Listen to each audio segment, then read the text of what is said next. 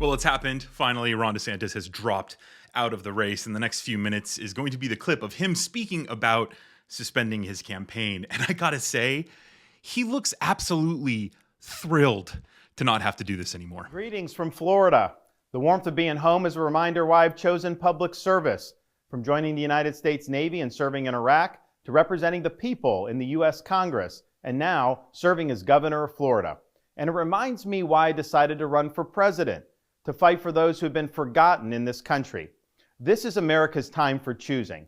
We can choose to allow a border invasion, or we can choose to stop it. We can choose reckless borrowing and spending, or we can choose to limit government and lower inflation. We can choose political indoctrination, or we can choose classical education.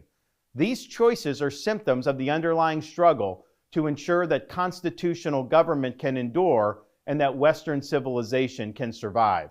And we launched this campaign to bring accountability to government, regain sovereignty at our border, and restore sanity to our society. We cannot succeed as a country if we allow our nation to be invaded, our currency to be debased, our cities to crumble, and our kids to be indoctrinated.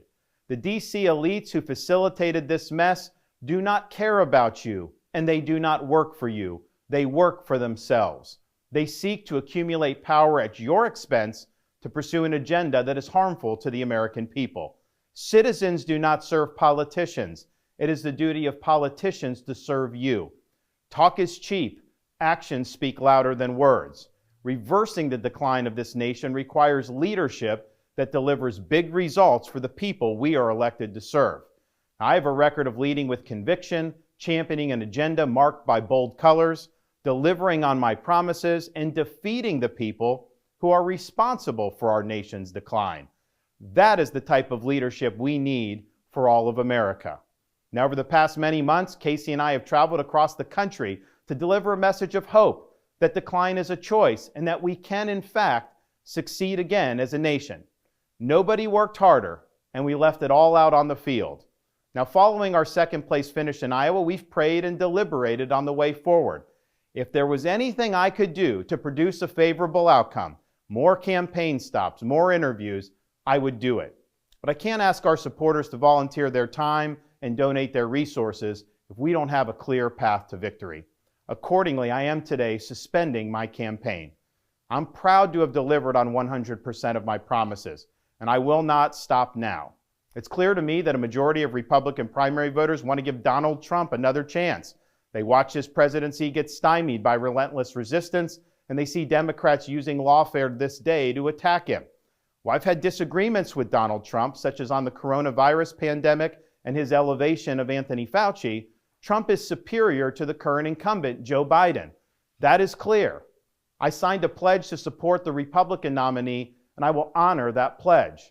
He has my endorsement because we can't go back to the old Republican guard of yesteryear, a repackaged form of warmed-over corporatism that Nikki Haley represents. The days of putting Americans last, of kowtowing to large corporations, of caving to woke ideology are over. I thank all of our passionate supporters who have stood by us through it all. That we had people volunteer to come to Iowa in the middle of a blizzard to knock on doors and make phone calls touched us dearly. No candidate had more thrown at him, but no candidate had so many committed volunteers and staff. Finally, I want to thank my wife, Casey, and our kids, Madison, Mason, and Mamie.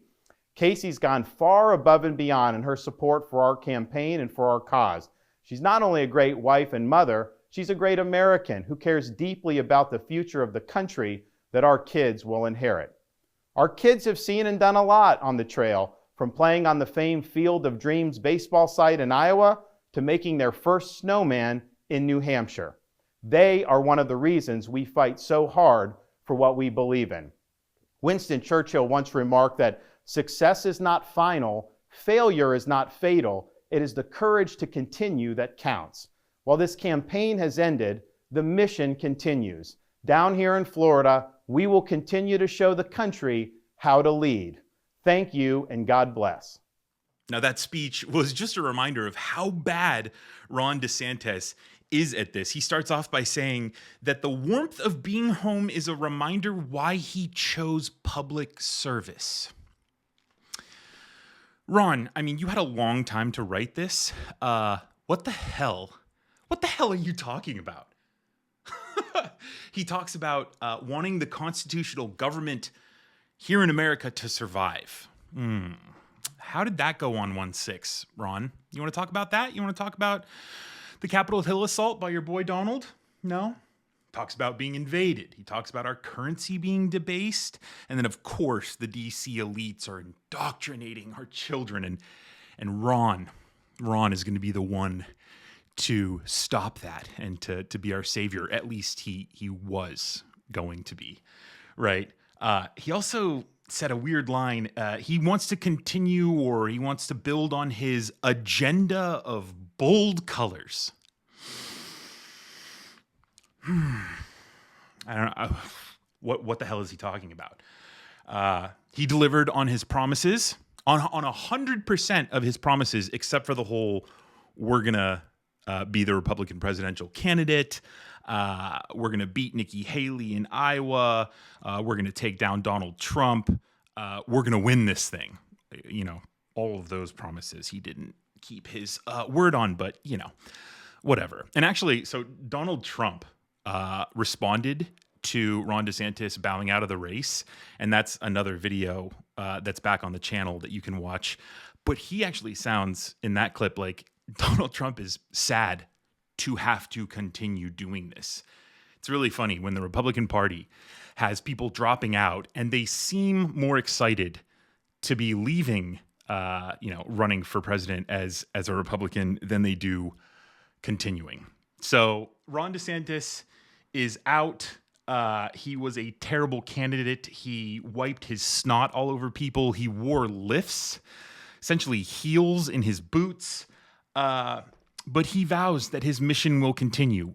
What that mission is, I think it's just owning the libs, getting talked about, flying immigrants around the country and, trying to ban books and crack down on those evil librarians that the DC elites, they're the ones who are putting all these librarians into our public schools. You better believe it. And Ron is going to get to the bottom of it. The mission continues.